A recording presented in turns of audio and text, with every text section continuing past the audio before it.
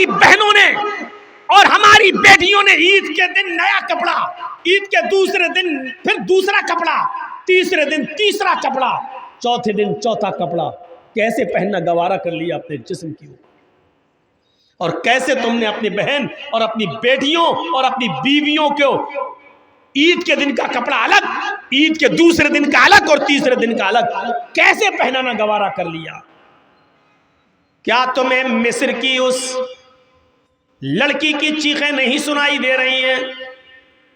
کیا تمہیں فلسطین کی اس بیٹی کی چیخیں نہیں سنائی دے رہی ہیں جس کی عمر ماتر 17-18 سال، جس کا گھر بلڈوز کر دیا گیا ہے، بموں سے اڑا دیا گیا ہے، جو جنگل میں کسی صحرا میں خیمے میں سو رہی ہے اور اپنے جسم کے اوپر نقاب اوڑے ہوئے ہے،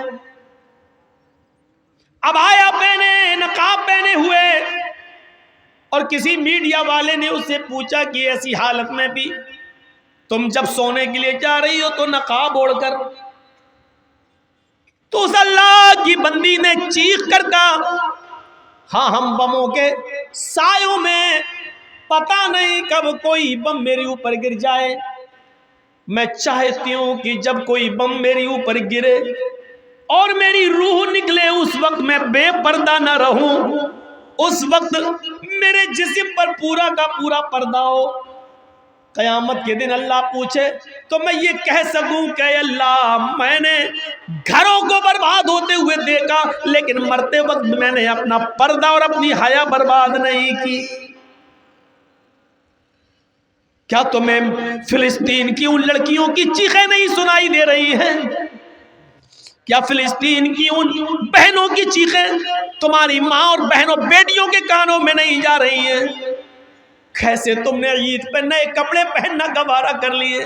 کیسے تم نے اپنی ماں بہن بیٹیوں کو ہر دن کا نیا سوٹ پہنانا گوارا کر لیا؟ اور جا کر دیکھو لکھنؤ کی حالت، اور جا کر دیکھو ہمارے شہروں کی حالت، عید کے دن کا کپڑا الگ، عید کی باسی کا الگ، عید کے تیسرے دن کا الگ، نانی کے یہاں جائیں گے تو الگ کپڑا پہن کے جائیں گے، خالہ کے یہاں جائیں گے تو الگ سوٹ پہن کر جائیں گے۔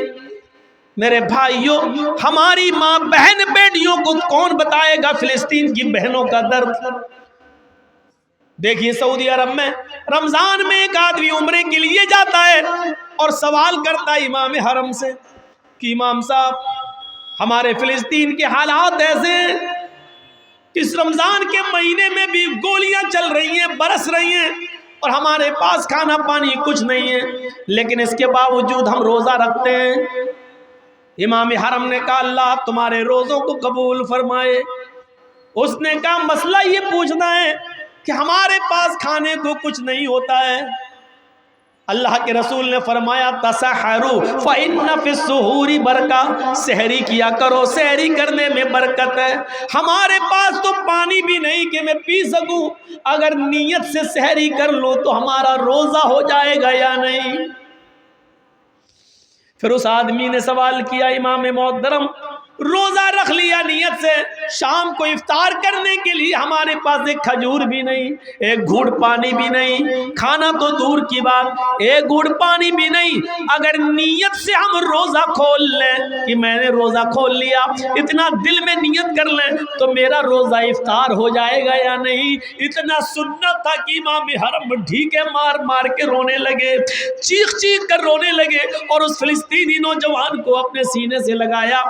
کیسے تم نے 100 200 لوگوں کو اپنے دسترخوانوں پر افطار کرا کے رنگین قسم کے کھانے رکھ کر ان کی فوٹو لے کر واٹس ایپ پہ ڈال کر نمائش کرنا کیسے گوارا کر لیا؟ کیا تمہیں فلسطین کے نوجوانوں کا درد تمہارے سینوں میں پیدا نہیں ہوا؟ کیسے یہ گوارا کر لیا تم نے؟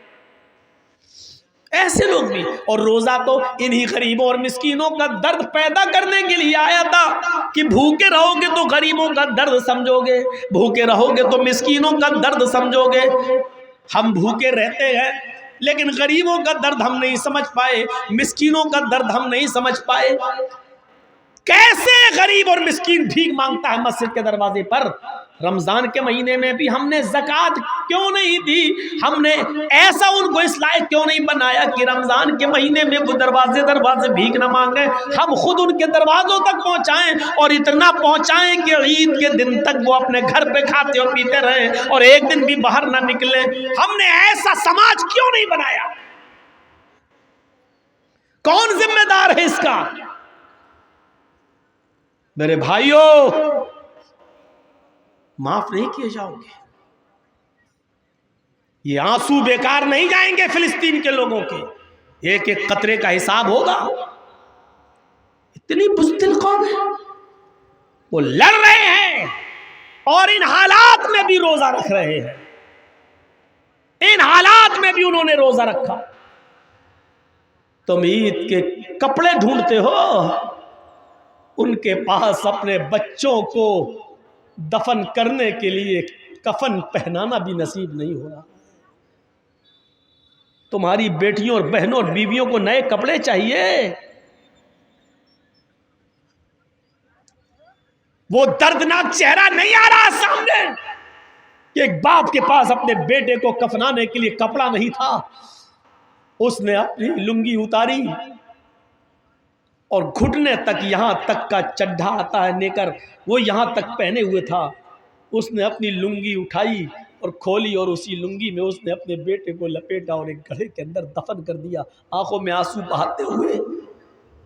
کیا رمضان کا مہینہ اسی لیے آیا تھا کہ ہم غریبوں کی ہمدردی اپنے دل میں پیدا نہ کر سکیں؟ میں جانتا ہوں کہ فلسطین کے لوگوں کے بارے میں بولنا بھی ہمارے حکمرانوں کی نظر میں جرم ہوگا، لیکن رہے جرم،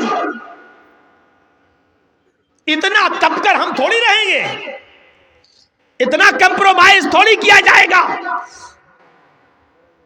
تمہارے بنگال میں 2 آدمی مرتے ہیں تو اتر پردیش کے چیف منسٹر کے پیٹ میں درد ہوتا ہے، اتر پردیش کے چیف منسٹر کے پیٹ میں درد ہوتا ہے، اور ہزاروں لوگوں کی جو لنچنگ کر دی گئی، پیڑ پہ باندھ کر مارا گیا، خنجر بھونکے گئے، ڈنڈے برسائے گئے، ہاتھ پیر باندھ کر ان کو لنچ کر کے مار دیا گیا، اس کے بارے میں ایک آواز نہیں۔ اور یہ دھرم کا ٹھیکیدار؟ میرے بھائیوں، ان کو دھرم کے ٹھیکیدار کہو گے؟ ان کو دھرم کے پجاری کہو گے؟ یہ لاشوں کے سوداگر، انہوں نے دھرم کا لبادہ اوڑھا ہوا ہے، دھرم کا چولا پہنا ہوا ہے۔ میرے بھائیوں، اندر سے یہ گنڈے ہیں، گنڈے، ورنہ دھرم یہ کب سکھاتا ہے؟ دھرم یہ کب سکھاتا ہے؟ اور دھرم تو یہ سکھاتا ہے، سیکھو، من قتل نفسا فکأنما نفسا بغیر نفس او فساد فکأنما قتل الناس جميعا۔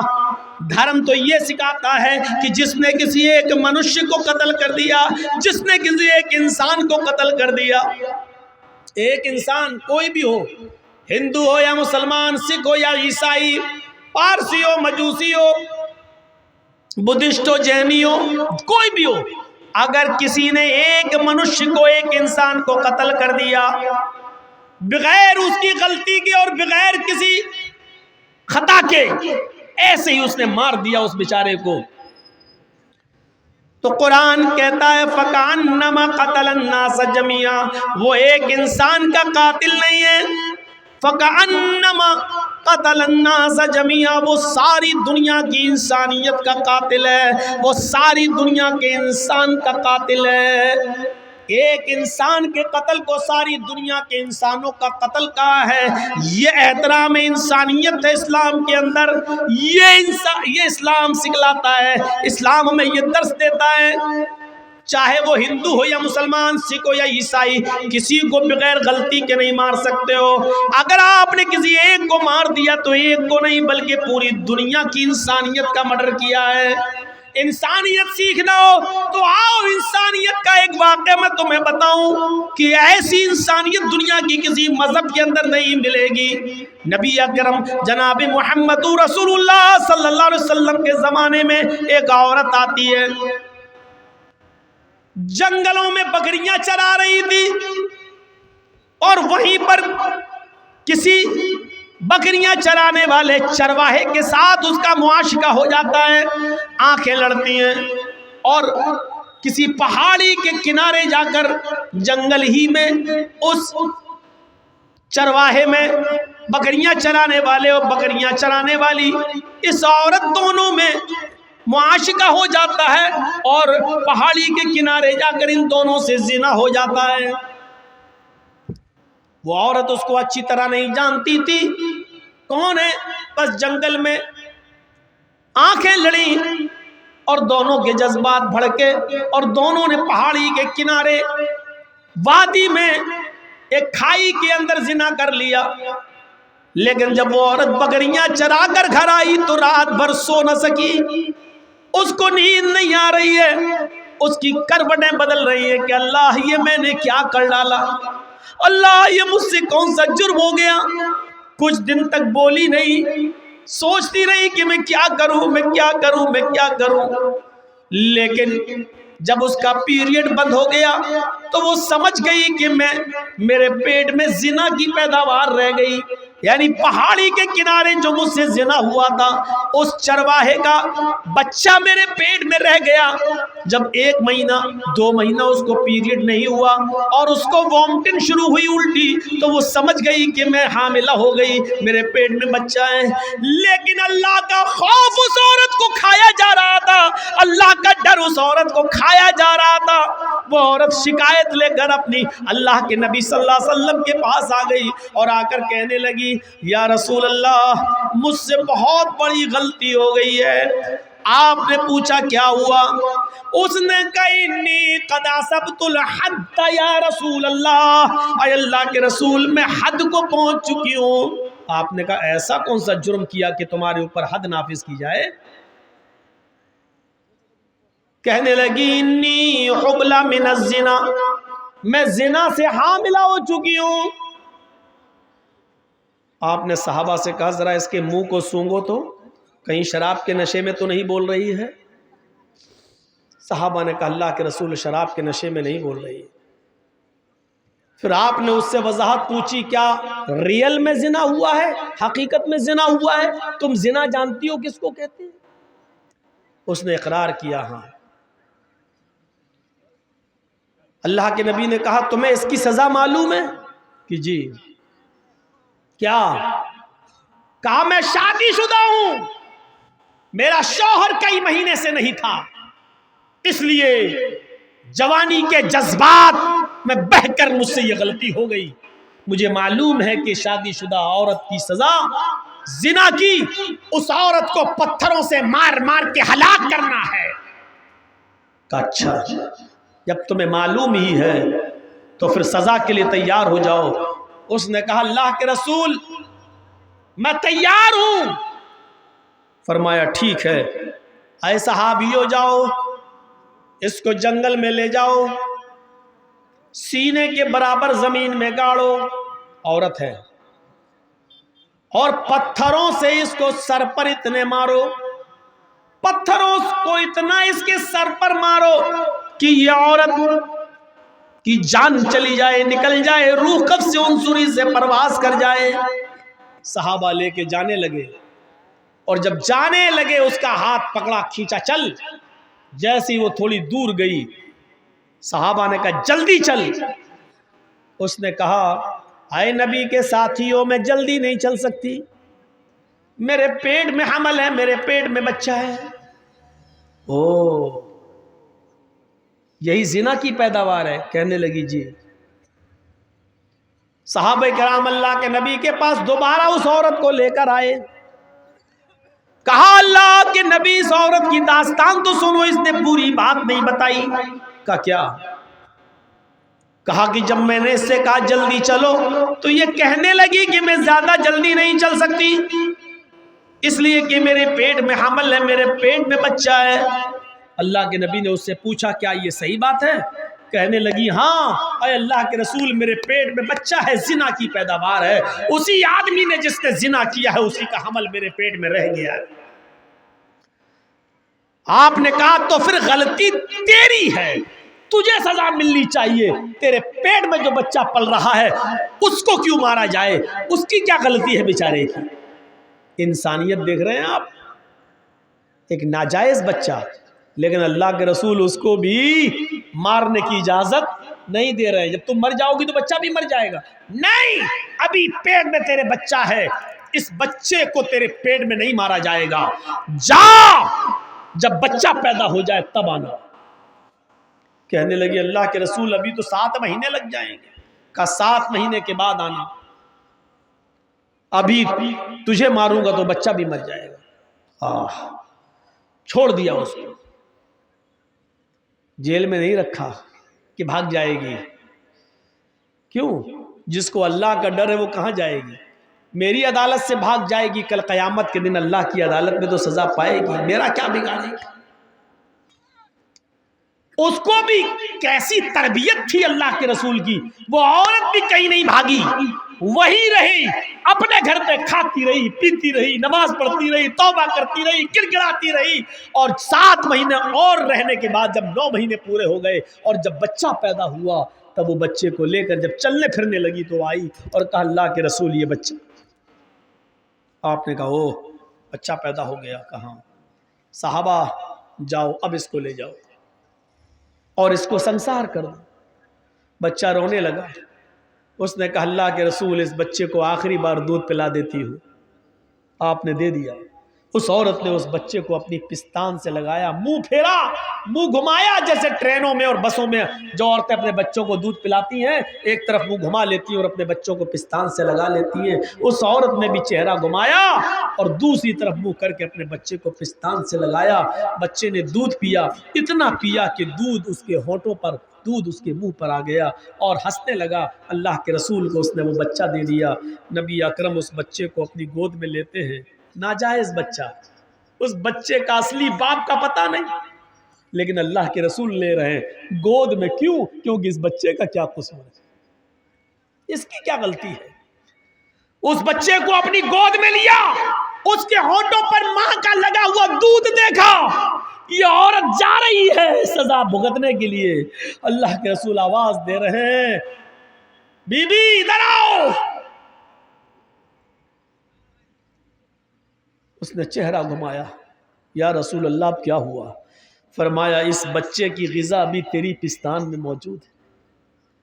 محمد کسی بچے کا حق نہیں مار سکتا. یہ بچہ بھی تیرے دودھ کا محتاج ہے. اس بچے کو پکڑ، دودھ پلا، اور جب تک یہ بچہ روٹی نہ کھانے لگے تب تک تجھے سزا نہیں دی جائے. کہنے لگی اللہ کے رسول اگر بیچ میں مر گئی تو جہنم میں جاؤں گی.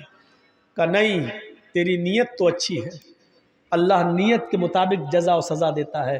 جا، جب دودھ روٹی کھانے لگے اور دودھ چھوڑ دے تب آنا. بچے کو اس نے دودھ پلایا اور جب بچہ روٹی کھانے لگا، روٹی دانتوں سے توڑنے لگا، تب وہ لے کر آئی. اے اللہ کے رسول دیکھیے بچہ روٹی کھا رہا ہے.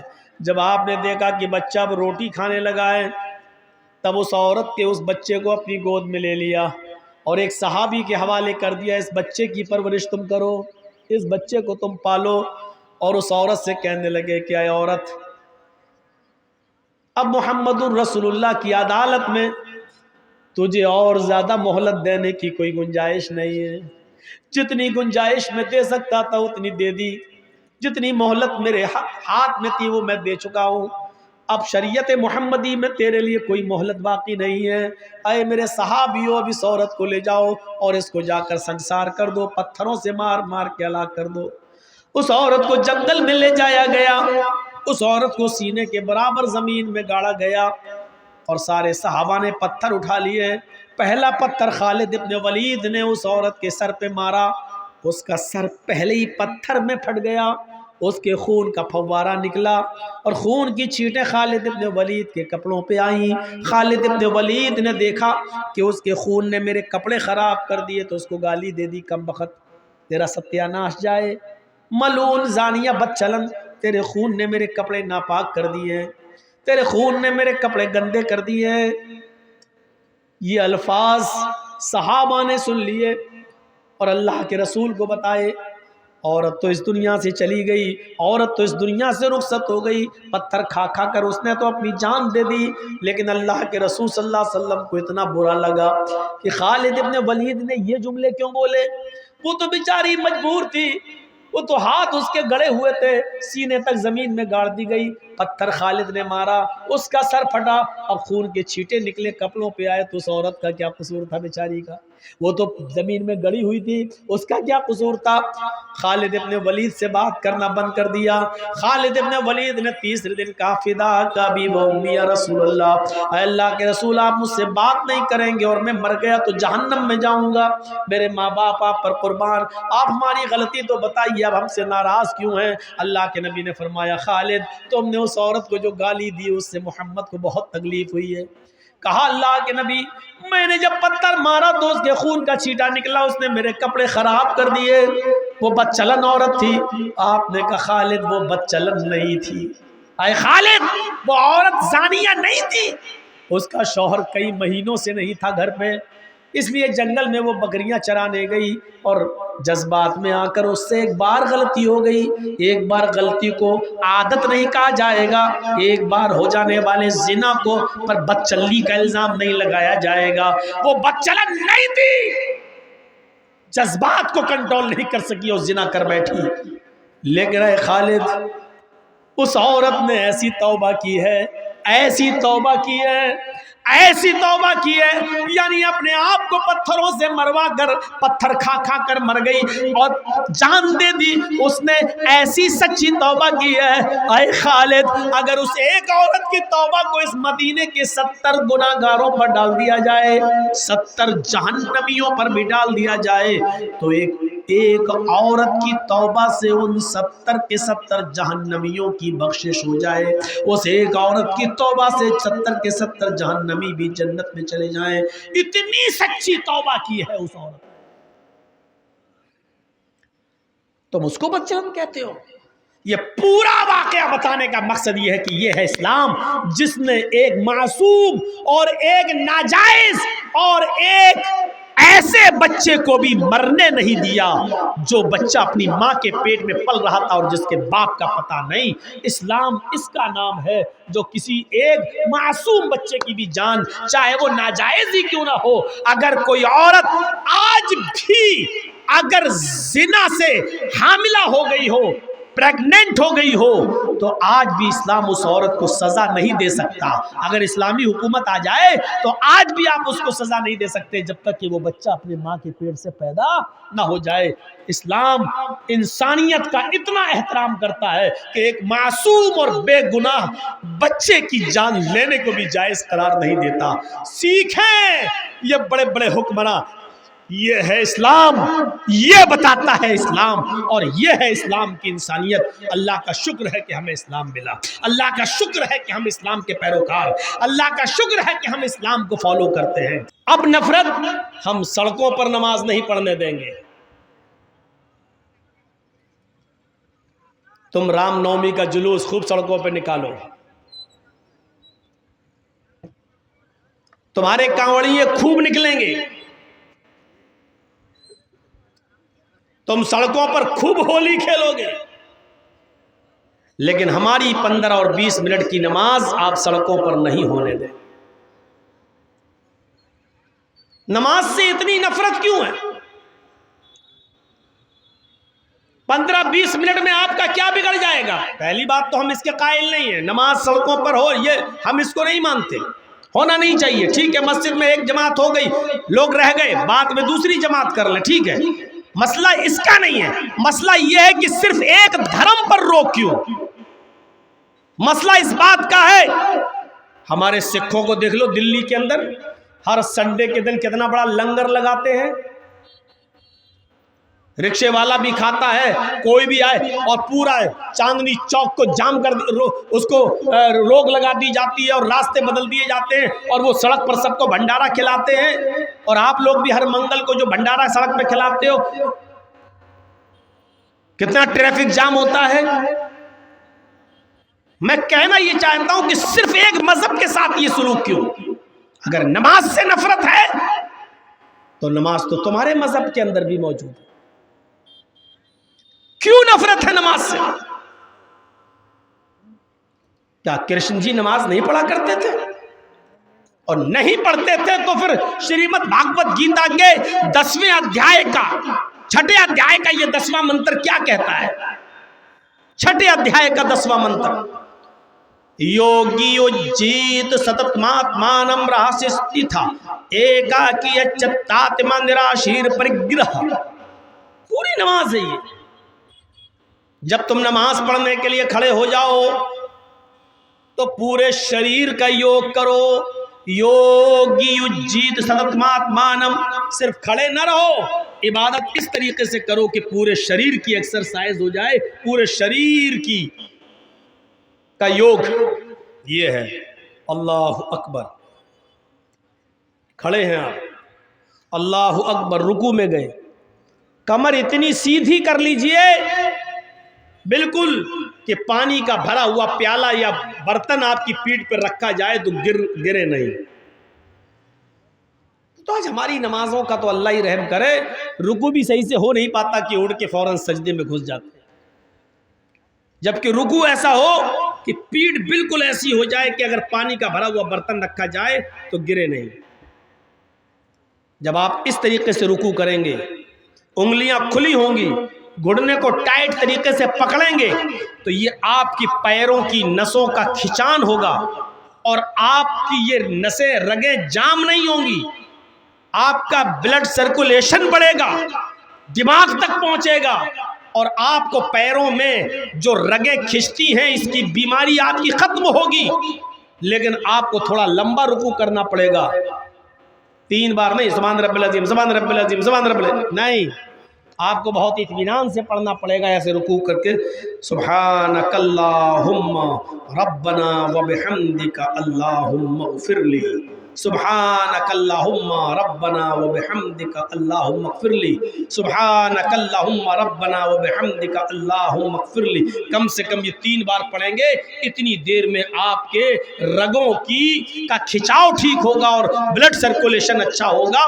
اس کے بعد آپ کہیے سمع اللہ لمن حمدہ، سبحان رب العظیم، سبحان رب العظیم، سبحان رب العظیم، سمع اللہ لمن حمدہ، اللہ اکبر۔ یہ کوے کی چونچے مارو گے تو فائدہ نہیں ملے گا کچھ۔ یہ بلڈ سرکولیشن، یہ ایکسرسائز ہے۔ اس کے بعد اٹھیے، پھر سجدے میں جائیے، دونوں پیر آپ کے اس طریقے سے مڑے ہوئے ہوں، ایسے مان لیجئے ادھر آپ منہ کر کے نماز پڑھ رہے ہیں، قبلہ ادھر ہے تو یہ ایسے پیر آپ کے مڑے ہوئے ہوں، یہاں سے جب رگیں کھچیں گی اور ریڑھ کی ہڈی تک پہنچتے ہوئے دماغ تک، سجدہ رکوع سے تھوڑا لمبا کیجئے۔ اگر آپ نے 3 مرتبہ پڑھا ہے سبحانک اللہم ربنا وبحمدک اللہم اغفر لی رکوع میں، تو 5 مرتبہ کم سے کم پڑھیے سجدے میں، سبحانک اللہم ربنا وبحمدک اللہم اغفر لی، سبحانک اللہم ربنا وبحمدک اللہم اغفر لی۔ رکوع کی بنسبت سجدہ تھوڑا لمبا، کیوں؟ کیونکہ سجدے میں انسان اپنے رب کے سب سے زیادہ قریب ہوتا ہے، اور جب آپ سجدہ کریں گے تو بلڈ کا سرکولیشن آپ کے دماغ تک پہنچ جائے گا۔ امریکہ کا ڈاکٹر مورس لکھتا ہے اپنی کتاب کے اندر، جو آدمی 5 وقت کی نماز پڑھتا ہو اور سجدہ لمبا کرتا ہو، ایسے آدمی کو برین ہیمبریج کی بیماری نہیں ہوتی ہے، کیونکہ بلڈ اس کے دماغ تک پہنچ جاتا ہے۔ نماز کے ایسے آپ کھڑے ہیں تو بلڈ آپ کے دماغ تک پہنچ تو رہا ہے، لیکن اس کی وہ پوزیشن نہیں ہے، وہ اسپیڈ نہیں ہے۔ جب آپ سجدے میں جاتے ہیں تو بلڈ پوری اسپیڈ کے ساتھ آپ کے دماغ کی ایک ایک رگ اور ایک ایک نس کو تر و تازہ کر دیتا ہے، وہاں تک پہنچ جاتا ہے بلڈ کا سرکولیشن۔ ایسے آدمی کو کبھی برین ہیمبریج کی بیماری نہیں ہوتی، دماغ کی نس نہیں پھٹتی۔ لیکن سجدہ تھوڑا لمبا ہونا چاہیے،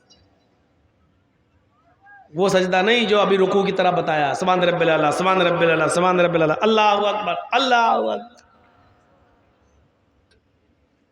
یہ کوئی نمازیں تھوڑی ہیں۔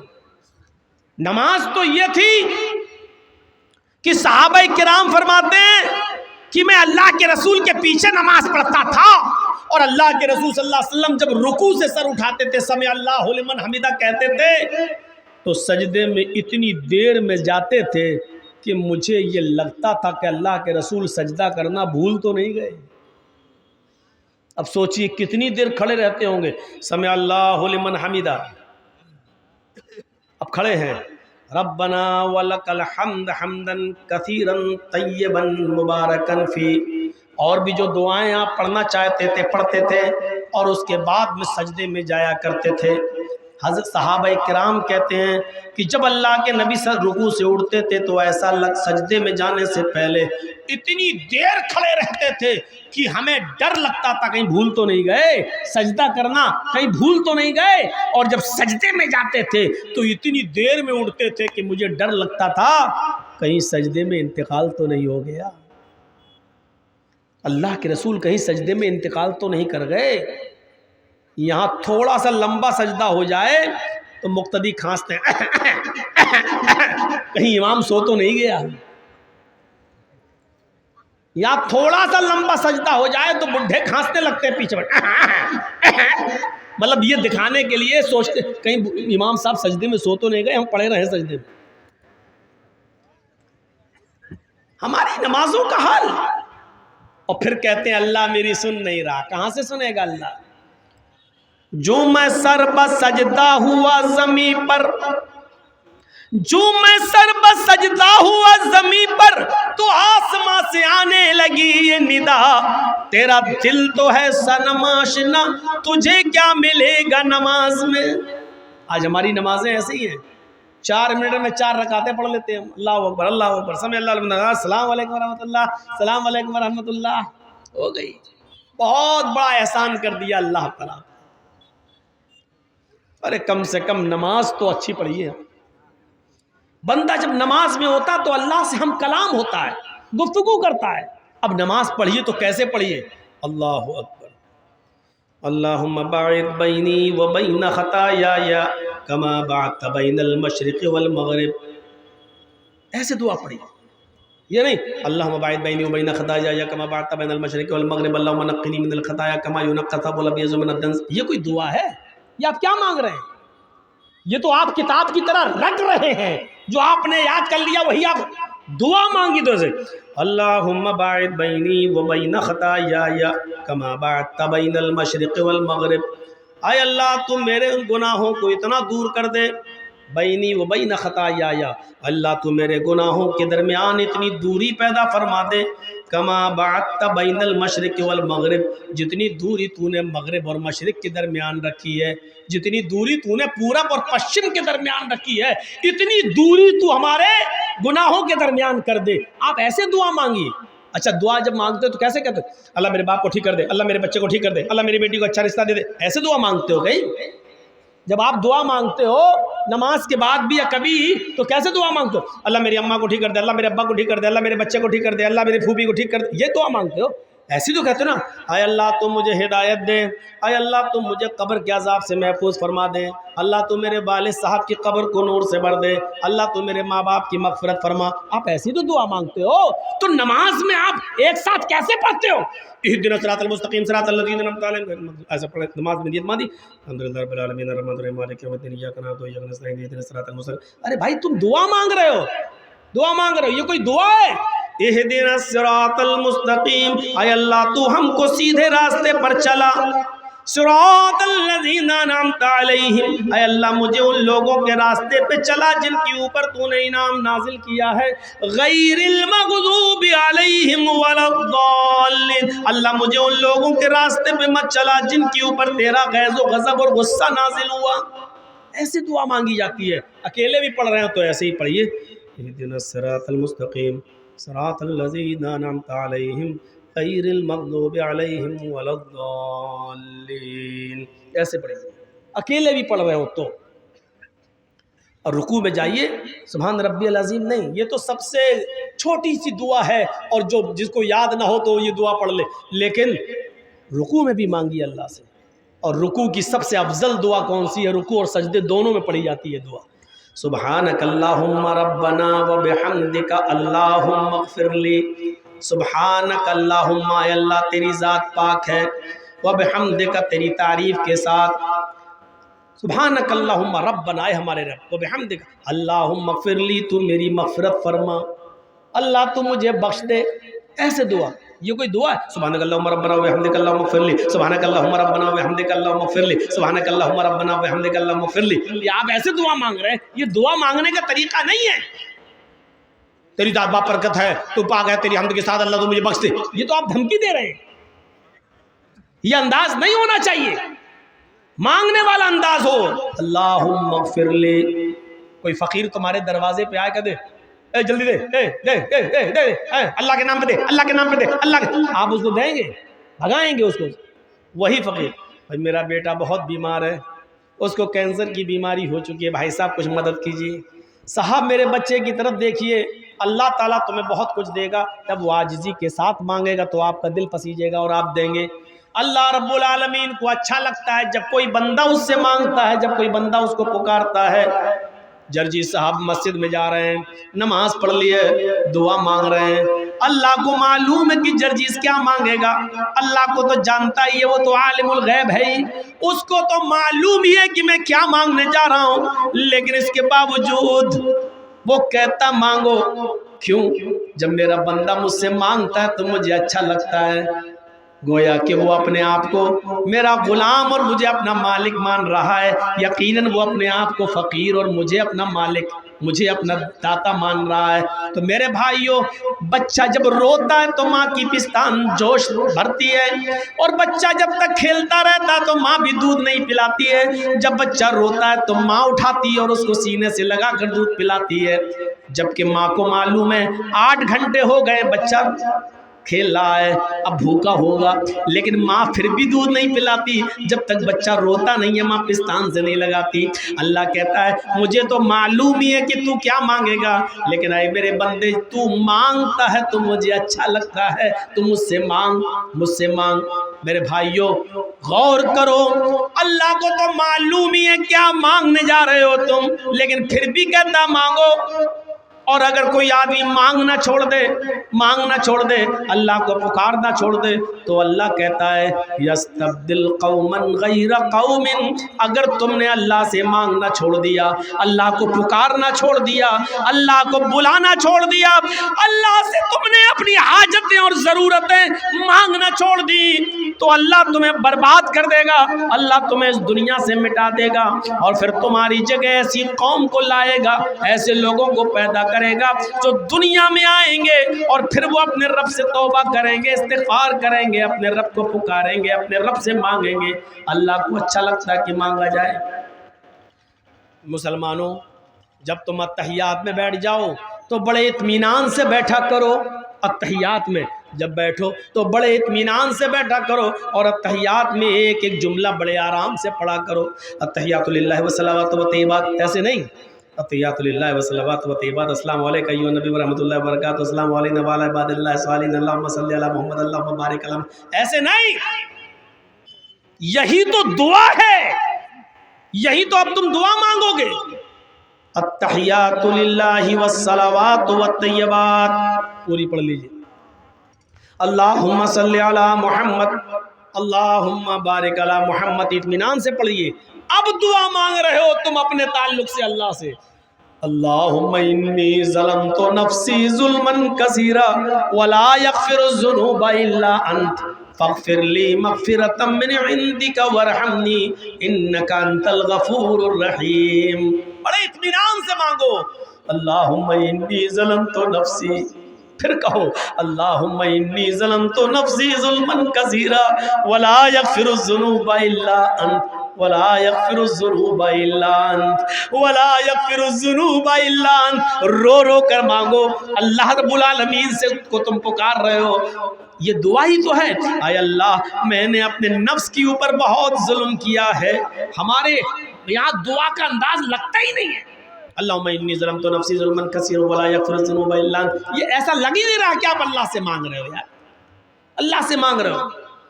اللہم انی ظلمت نفسی ظلما کثیرا.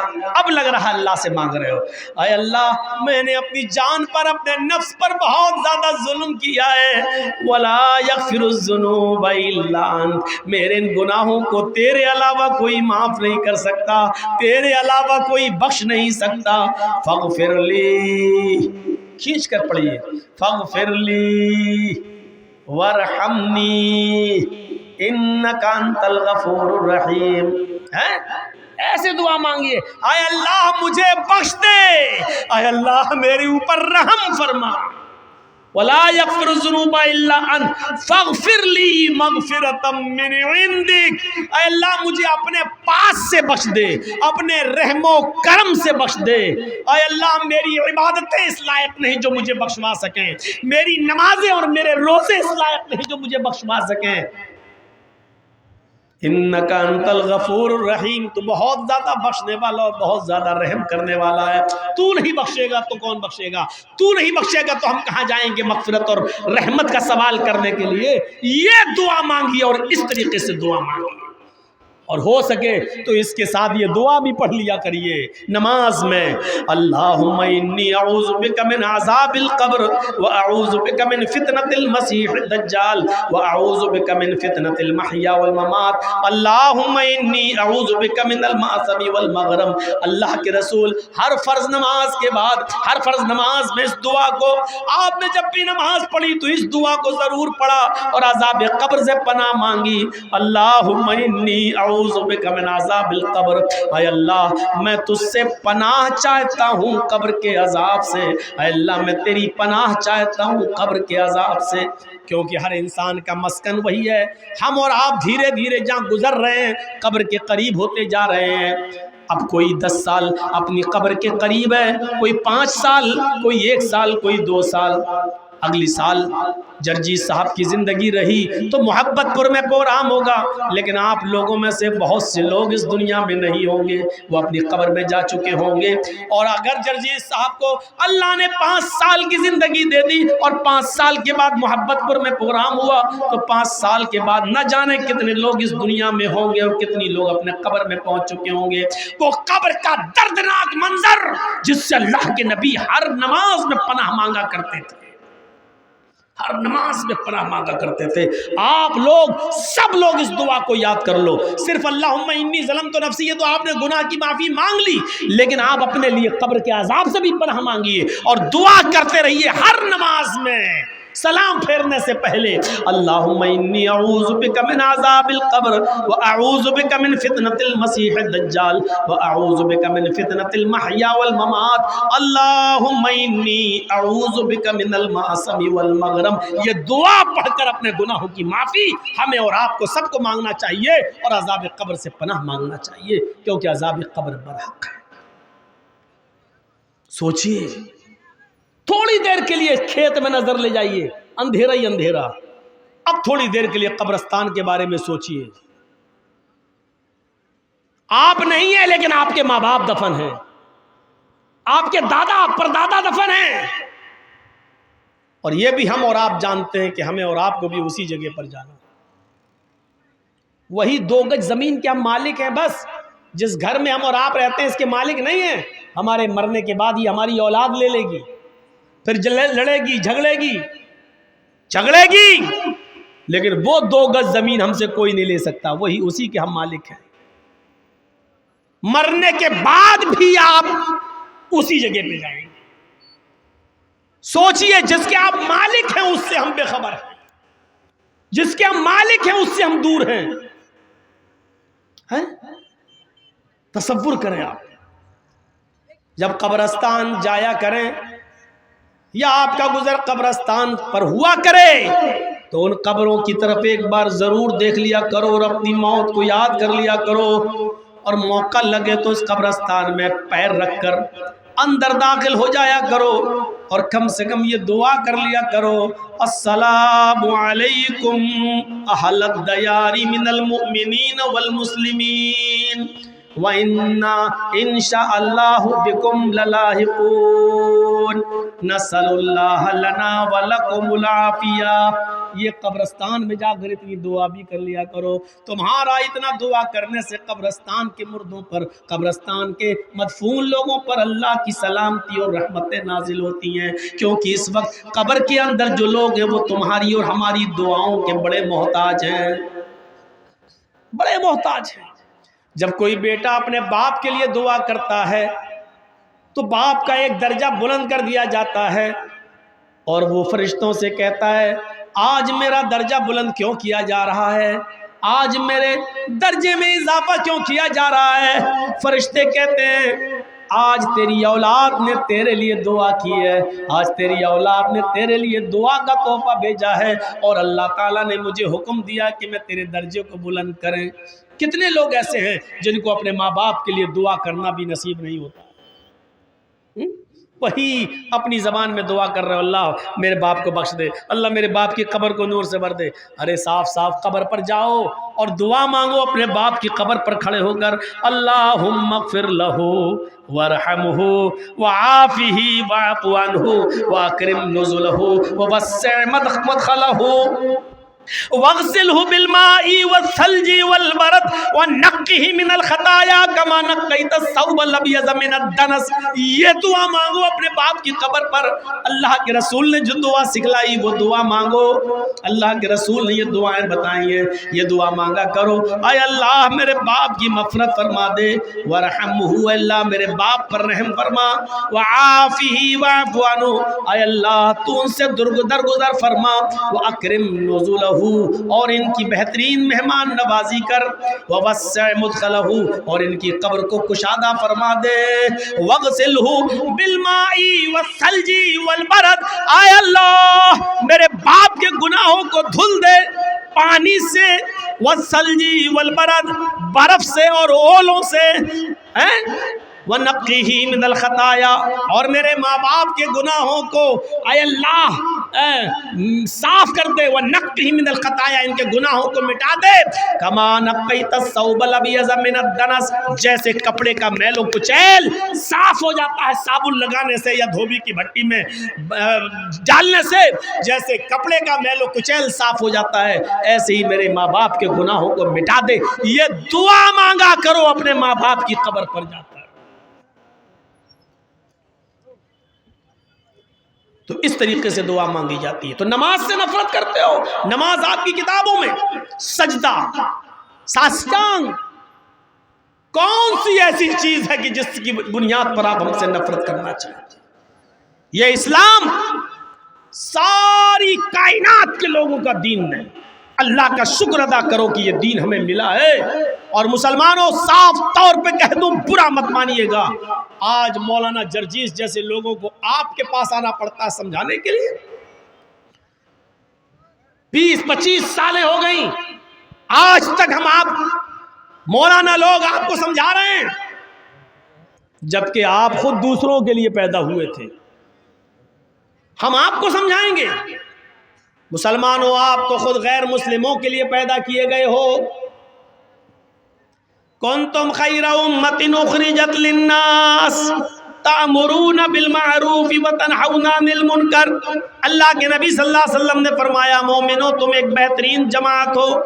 کنتم خیر امۃ اخرجت للناس، مسلمانوں تم ایک بہترین جماعت ہو اس لیے کہ تمہیں دوسرے لوگوں کے لیے پیدا کیا گیا ہے، تمہیں دوسروں کے لیے بنایا گیا ہے، تمہیں دوسروں کے لیے بھیجا گیا ہے. ہم دوسروں کے لیے آئے، ہم ہندو بھائیوں کے لیے، یہودیوں کے لیے، عیسائیوں کے لیے، مجوسیوں کے لیے آئے ہیں. امت مسلمہ کا ایک ایک فرد دوسروں کے لیے پیدا ہوا ہے. جو قوم دوسروں کے لیے پیدا ہوئی تھی آج وہی محتاج ہو گئی ہے، آج اسی کو سمجھانا پڑ رہا ہے، آج اسی کے پیچھے پڑنا پڑ رہا ہے، آج اسی کو نماز اور روزے کی طرف بلانا پڑ رہا ہے. اس سے زیادہ میرے بھائیوں آج ہمارے رونے کے دن اور کیا ہو سکتے ہیں، اور افسوس کے دن اور کیا ہو سکتے ہیں. اسلام جس کی خوبیوں کو دیکھ کر لوگ اسلام کی طرف دوڑتے تھے آج دور ہو رہے ہیں. ہمارے حالات دیکھ کر آج دور ہو رہے ہیں، ہماری کنڈیشن دیکھ کر آج ہم سے لوگ دور بھاگ رہے ہیں.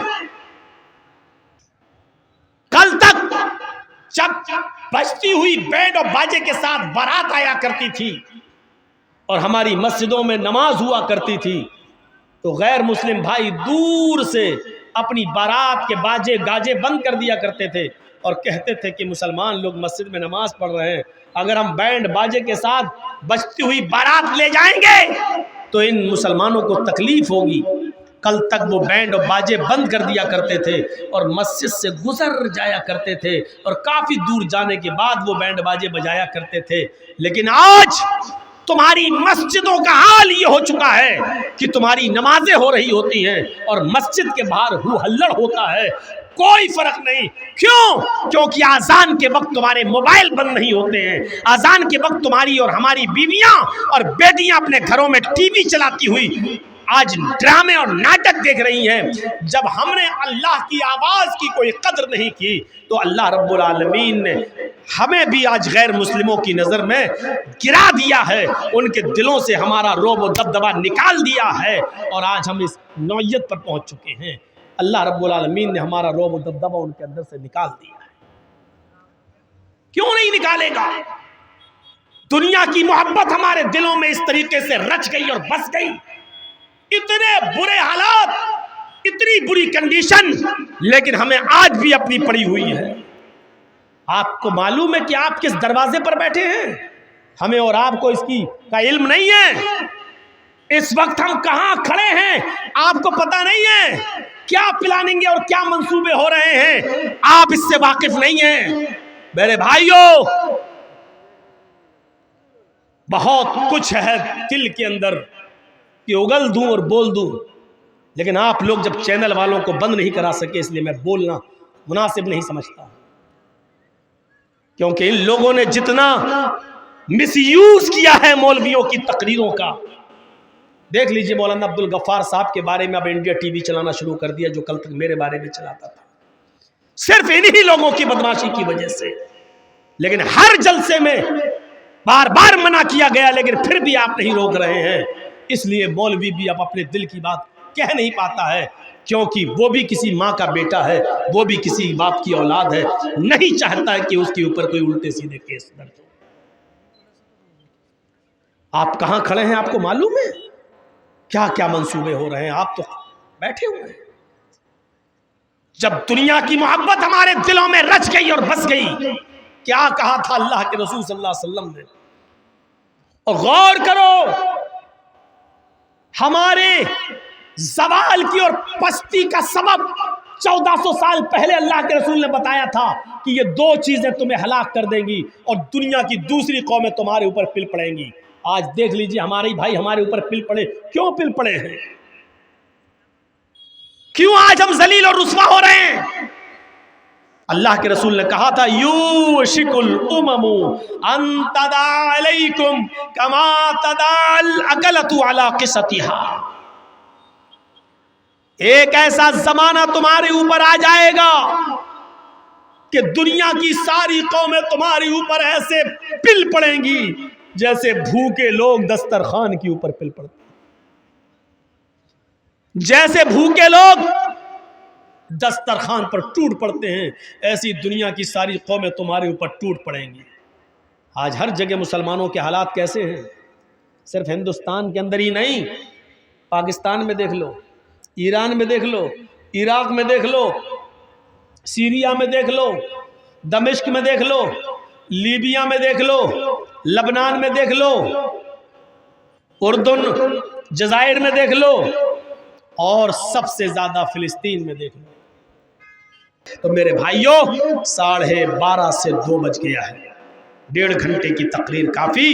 اسلام کا پیغام لے کر یہاں سے اٹھیے اور میسیج دیجئے اور غیروں تک یہ پیغام پہنچائیے کہ اسلام تمہارا بھی دین ہے، یہ اسلام کرشن جی اور رام چندر جی کا بھی دین ہے، یہ اسلام آدم سے لے کر محمد رسول اللہ تک سارے نبیوں کا پیغام اور دین ایک ہی تھا، لہٰذا یہی دین سب کا دین ہے۔ لہٰذا یہ جب تک میسیج ہم نہیں دیں گے تب تک ہم اسی طرح پڑتے رہیں گے اور مار کھاتے رہیں گے، اور اسی طریقے پر سے ہمارے اوپر پر ظلم ہوتا رہے گا. ہم اللہ سے دعا کرتے ہیں کہ الہ العالمین ہماری خطاؤں کو معاف فرما دے اور گناہوں کو بخش دے اور ہمیں اسلام پر مکمل طور پر چلنے والا بنا دے. آئے اللہ جب تک تو ہمیں زندہ رکھ اسلام پہ زندہ رکھنا اور جب ہمارا خاتمہ ہو تو ایمان پر ہمارا خاتمہ فرمانا. وما علینا الا البلاغ المبین وآخر دعوانا الحمدللہ رب العالمین. السلام علیکم ورحمۃ اللہ وبرکاتہ. جو لوگ مسجد کا تعاون کر